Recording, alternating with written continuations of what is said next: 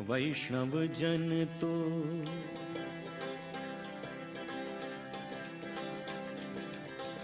वैष्णव जन तो तेने कहिए जे पीड़ पराई जाने रे।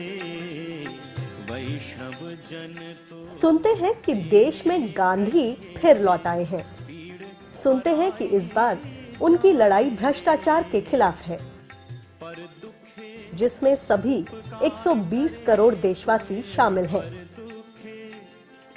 यह लड़ाई है अन्ना की, अन्ना हजारे की। 73 साल के ये अन्ना आखिर हैं कौन? अन्ना हजारे जी के बारे में पहले से कुछ जानते थे? क्या करते थे वो, क्या करते हैं? नहीं, हम पहले से कुछ नहीं जानते थे। भाई अन्ना हजारे जी जो भी कर रहे हैं वो बढ़िया कर रहे हैं और अच्छा कर रहे हैं और वो आगे भी अच्छा ही करेंगे। ये अच्छा सोच है जो वो देश के लिए कर रहे हैं। मतलब वो कहते हैं मुझे कोई पॉलिटिक्स में नहीं आना, वो एक जनता, जिस तरह से एक जनता के प्रतिनिधि हैं वो। देखिए, हमने पेपर में पढ़ा हुआ है या टीवी में देखा हुआ है, बाकी जो आसन पर बैठते हैं उसके बारे में पता है किस लिए बैठते हैं। ये वो लोग हैं जो अन्ना को टीवी के मार्फत जानते हैं। टीवी जिसके सच और झूठ का अपना ही माया जाल है, जो पूरी हकीकत बयान नहीं करता। जिस दिन मैं उधर से निकला उसी टाइम महाराष्ट्र ने घोषणा की। अन्ना ने इससे पहले कई अनशन किए हैं। उस वक्त भी उनके साथ हुजूम उमड़ा था। उस वक्त भी उनके कुछ खास साथी थे, लेकिन आज वो खास साथी अन्ना के साथ नहीं है। सच तो ये है कि अन्ना का कोई भी पुराना साथी उनके साथ नहीं है। आखिर क्यों? बात यह है कि वो अन्ना का तरीका है एक, क्योंकि अन्ना खुद सब यानी he wants to be friend, philosopher, guide, justice, police और ऐसा सब पूरा उनके हाथ में ही थोड़ा होता है। तो ये है अन्ना का, ये स्वभाव है। जब भी कभी अन्ना को लगा कि अभी ये लोग इनसे आगे निकल जाएंगे शायद, अन्ना ने उनको हटा दिया। तो ये शुरूडनेस है।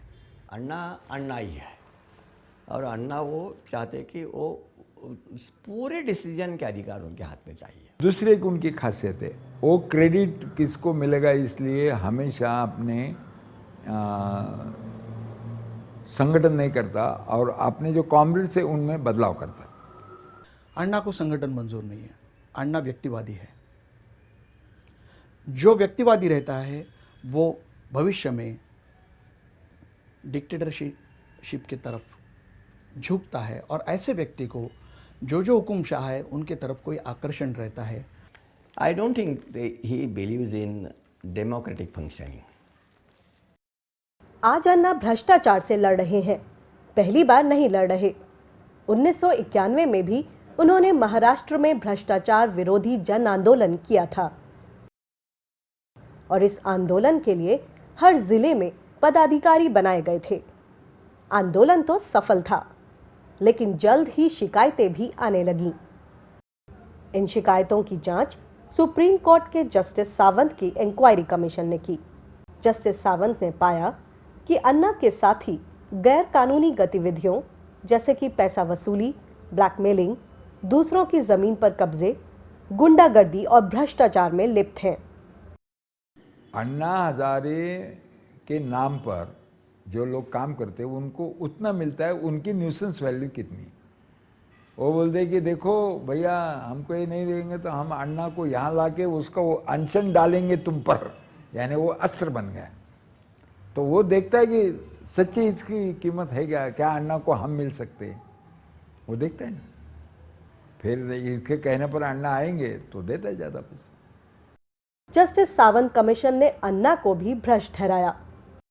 इसी कमीशन द्वारा दोषी ठहराए जाने पर महाराष्ट्र सरकार के 2 मंत्रियों ने इस्तीफा दे दिया।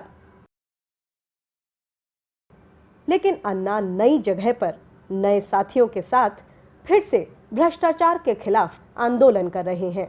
यहाँ पुराने साथियों की जगह नहीं है, क्योंकि वो सच जानते हैं। उनके फास्ट का 13वां दिन था या 14वां दिन था, तो हम रालेगंज सिद्धि यहाँ से चले गए थे। मेरे साथ मेरे कोई साथी डॉक्टर्स भी थे और कोई आरोग्य सेना के सदस्य मेरे साथ मौजूद थे उस वक्त। वहाँ जाने के बाद जो कुछ मैंने देखा, मैं ये कह नहीं सकता कि ऐसा मुझे क्यों महसूस हुआ, लेकिन मुझे ठीक नहीं लगा।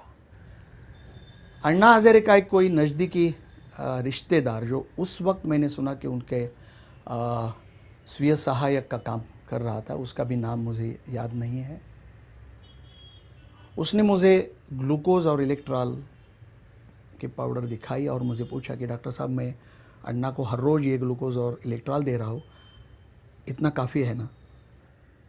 तो मैंने उसे अचानक मजाक में कहा कि अरे ये तो मैं लेता तो शायद मैं साल भर उपोषण अनशन कर सकता। मैं इतना ही चाहता हूँ कि हमें जो अनुभव आया वैसा अनुभव किरण बेदी केजरीवाल को न आए, इतना ही मैं अपेक्षा करता हूँ, बाकी कुछ नहीं, इतना ही है। बाकी जो व्यक्ति पहला ही अनशन ग्लूकोज पाउडर पी के करता है, मुझे मालूम नहीं उसके बाद के अनशन उन्होंने ग्लूकोज पाउडर के साथ किए या नहीं, ऐसे व्यक्ति को हम दूसरा गांधी तो मान ही नहीं सकते।